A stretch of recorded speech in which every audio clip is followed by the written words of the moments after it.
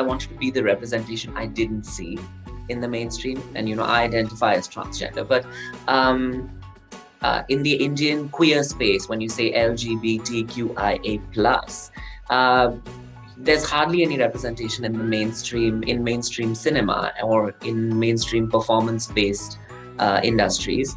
I definitely think we need to have more representation, and positive representation and correct representation. It shouldn't be tokenism, because that doesn't pay my bills. So I would really appreciate if people took into consideration that these are also stories that you're telling about real people, just like me and my community. So it shouldn't be made the laughing stock, or it shouldn't be used as a caricaturish sort of an portrayal of our community.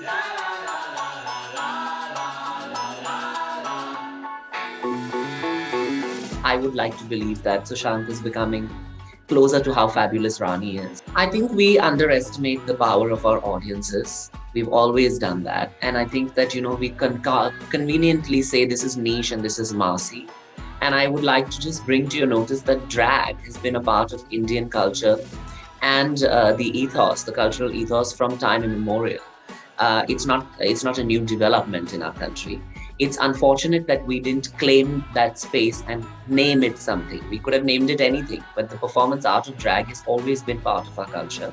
And it's very deep-rooted in our culture, in Indian culture. So right from our kings and queens' palaces and their courts, you saw men performing as women.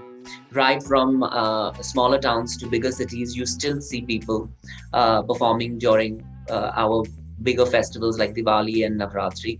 You see men performing as women, women performing as men. Even in our classical dance forms like Kathakali and Kuchipudi, Bharatnatyam, you see so many references where people exhibit the opposite gender in a very beautiful way through their art, which is dance or singing and their performance art. So that's all drag. There's a lot of discrimination, and there's a lot of preconceived notions about this vast and beautiful community of people. And people think that trans people are only capable of begging or prostitution or sex work. And I think that needs to change. That mindset needs to change. I have transgender sisters and brothers who are doctors, lawyers, teachers, medical professionals in the corporate spheres.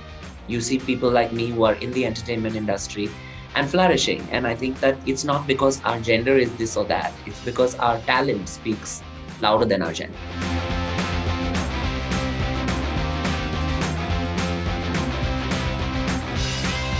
For me personally, it was conflicts within myself that I had to deal with. I was scared of coming out as a trans person, not because my family was against it. My family is the most wonderful family. Not a lot of people are as privileged as me to get so much support from their family. And that's why in the queer community, we become each other's family. We have the power to choose families. And I think that that's the beauty of it, So the conflicts might be external, they might be intrinsic, they might be extrinsic, they might be confounding variables to your coming out story. But please believe that you're not alone.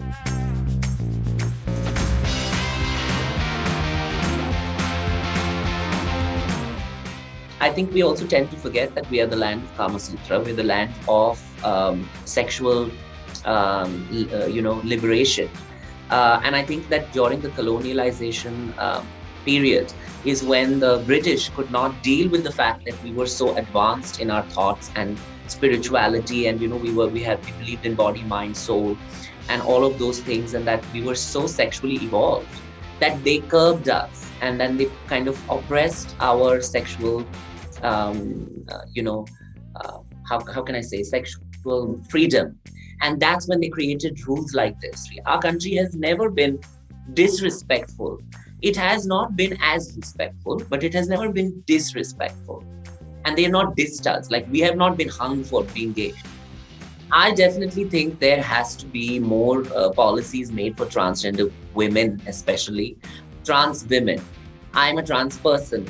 Trans women and trans men have to go through a lot of issues when it comes to even documentation, and there are healthcare, for example.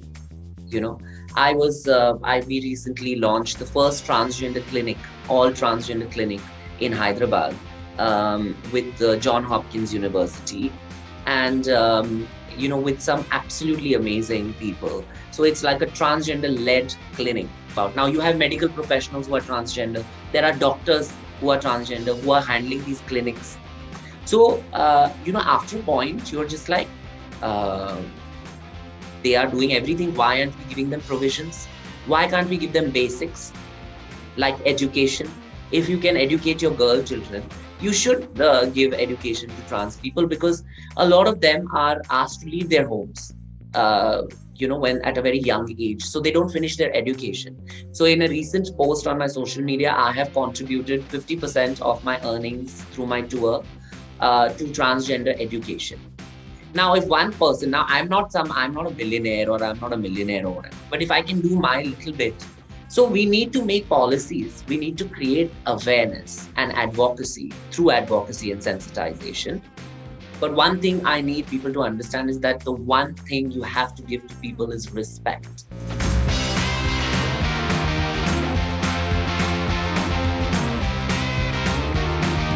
Please understand that your journey is your journey, but somebody else's journey should not and does not have to be similar or exactly like yours.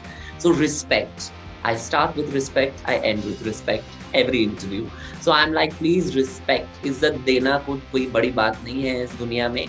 तो आप please इज्जत दीजिए. Please respect the next person who's comes before you or after you, or who's with you. So I think that's all. And then live and let live, love and let love.